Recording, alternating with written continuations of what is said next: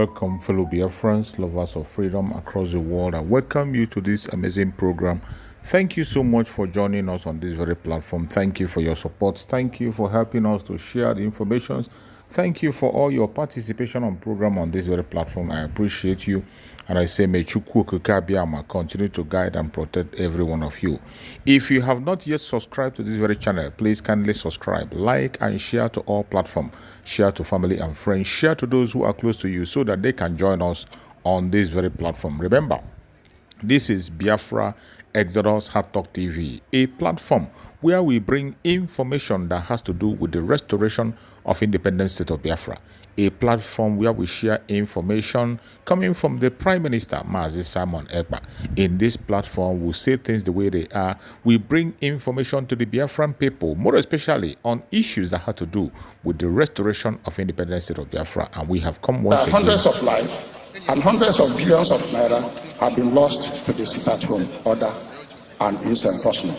2, life has become very difficult in the Southeast, and almost every successful person in the Southeast is in self-exile. Yes, you are going to join the self-exile from today. And you are going to join this self-exile in a very, very difficult way. I am telling you the fact. Except it is not Biafra land that I'm talking about. You will join the self-exile. You, in particular. If care is not taken, very soon, none of us will come home, no matter the number of security personnel you carry. I'm very glad you know that. And your own have started from today. 3, social and economic activities have been dislocated. Businesses have collapsed. No social activity can any longer safely take place in the zone. And no new businesses have been attracted to the zone. If care is not taken, very soon. In Southeast zone, I thought you said that Southeast, you don't know anything about Southeast. You are a Nigerian. So why are you here addressing something that you does not recognize? Why you are chasing your cloud and your shadow in the name of trying to become Nigeria president? You did not recognize Southeast. You did not recognize Igbo. And you're here, you are talking about the region, talking about the zone. Because you have failed. It is time to get relevant. So you can stand in the midst of people to talk. As Anyim Pius from Abakaleke. Agabagin Shinafo. Every means of livelihood in the zone may dry up.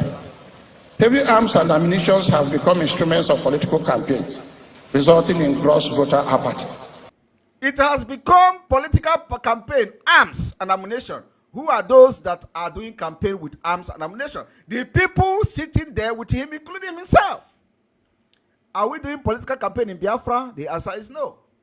So if anybody is using arms and ammunition to do political campaign, is Hope Uzodinma. He's sitting there with him. Is he himself, Anyim Pius Anyim, have done it in Ebonyi State.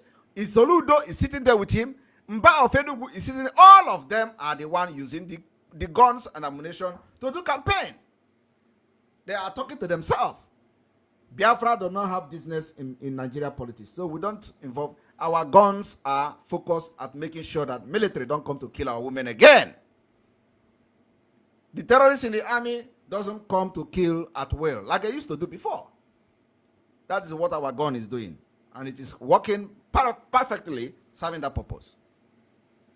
If care is not taken, very soon, Southeast will lose national political relevance as votes from South.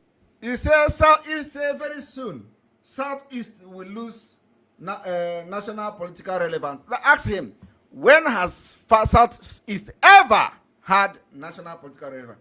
A region that has never produced one president of Nigeria. So if they have not lost the national political whatever relevance, when he had, what does it, can he define what he mean by losing political relevance? You can't produce a president and you claim to be part of the country from 1960 to now. And then you are saying if care is not taken, he thought that Nigeria was created yesterday. He thought Nigeria was created yesterday. So it is the agitation for Biafra and the liberation of Biafra is going to make the Southeast to lose political. We are not part of Nigeria. If you are talking and addressing Nigerians, address them. It's your business. We don't stop you. But you see, you can't be addressing Nigeria in Biafra territory. You people have committed abomination today. I will never forgive you for that. I purposely allow you people to have this meeting. And I know the reason why I did it. But we go shock you. We are going to shock all of you. I know the reason why the Biafra Liberation Army, the Biafra resistance fighters allowed you people to have this meeting. I know the reason. I'm not going to explain the reason, but I'm going to explain the reason on a good day. Otherwise, you think what do you have there? We enter there and scatter everywhere. We have the capacity as of today. But you people don't know. Hope is the man know what I'm talking about. He's aware. He knows that we have the capacity to enter where you are in Imo, any place you are in Imo State, irrespective of whatever amount tank you have there.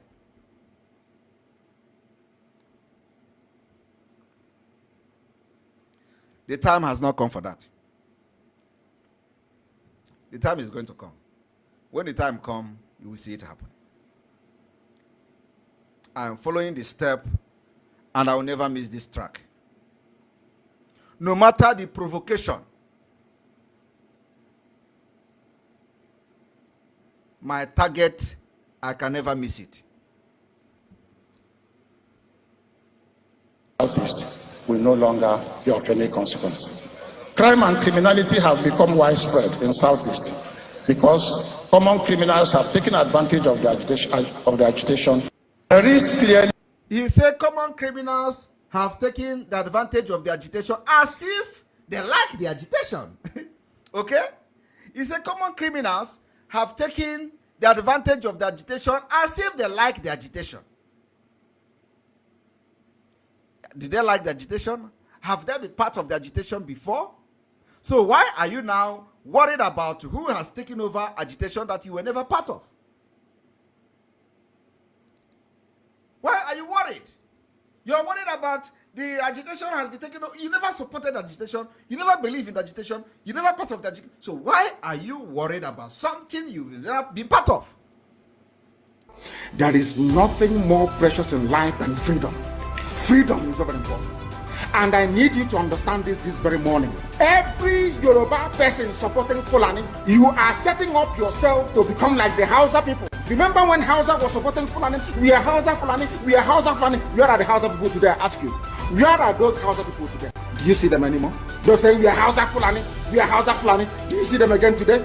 Do you see them? I'm asking you. No, because Fulani have completely overwhelmed them. It's called emasculation. Completely emasculated them.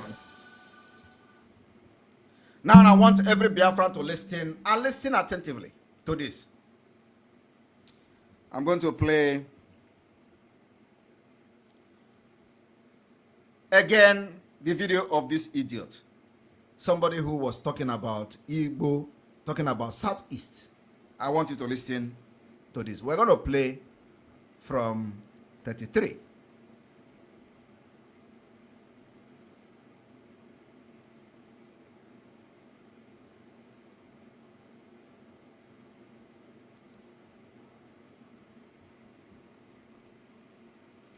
Government is not just about the leader or a few people in government.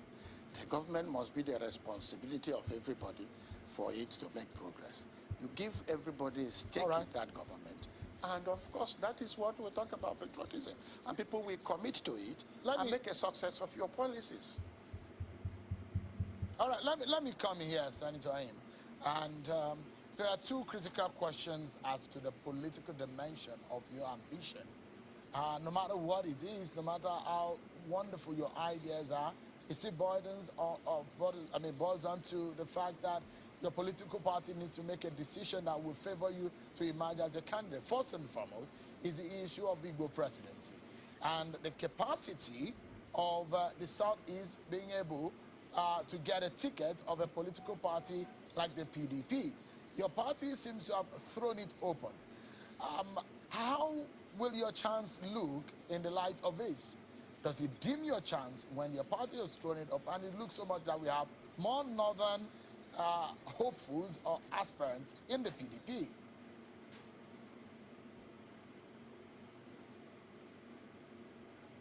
I'm losing you, but I have had you to a point. Well, let me say that PDP is a national party and not a Southeast party. Let me also say that all through my political life, I've played at the national level. I have never had any experience at the regional level. I've been president of the Senate right here in Abuja. I've been secretary to government right here in Abuja. I have made few interventions at national levels. The one you mentioned when this country was at a crossroad over the issue of the then president being sick and not transmitting a letter. And you also know that given the rising insecurity at a point, I wrote an open letter to the president. I have operated at the national issue, at the national level, and my desire and interest is at the national level. So there are people from the north, from the west, from the east, and all that aspiring to lead, to pick the presidential ticket of my party. I am putting my credentials on the table alongside theirs. And whoever the party chooses, I am a party man.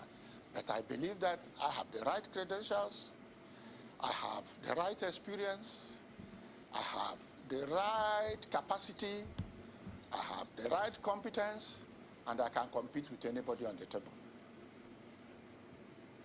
So, but what about the chances of an Igbo man? Is it time for the Igbo presidency? The agitation has been on for a long time. The North Central region will also say we need a chance. Why are you promoting this? But why are you promoting this Igbo? Am I not a Nigerian even though I'm from Southeast? Did you hear that? Is it not a reality, Senator? I am qualified. No, but, I am qualified. Did you hear that? Why is he promoting this Igbo? Hanging over, as much as some of us don't like. Did you hear that? Why is he now, Pius Anyim, standing in the middle of people so-called Southeast to discuss the insecurity, to discuss the development, to discuss the Igbo, to whatever they want to. He is now asking a Yoruba man, why is he promoting this Igbo? He don't want to associate himself with Igbo. He don't want to associate himself with the Southeast. Today, he was part of the meeting to discuss Odema, their so-called Southeast. Does it make sense to you? It doesn't make sense to you. I want you to listen to how Nigeria made him. To have this ethnic conversation, but it's an obvious reality of our politics. We talk about a Yoruba man was telling this idiot that you are trying to avoid this Igbo thing, but it's a reality. It's a reality. And Yoruba man who is a journalist is telling this Afonshi that what you are trying to avoid is a reality. Now, listen to what Anyim is going to tell you. About religion, we talk about ethnicity. They have characterized our politics.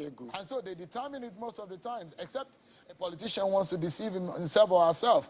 And that's why. Did you hear that? Shegu now said, except a politician want to deceive himself or herself. So what Shegu have just done now is to tell this idiot who have been misrepresenting Igbo with the highest brain, that he is just deceiving himself if he claims not to know and understand this Igbo thing in Nigeria. I want you to listen to it again.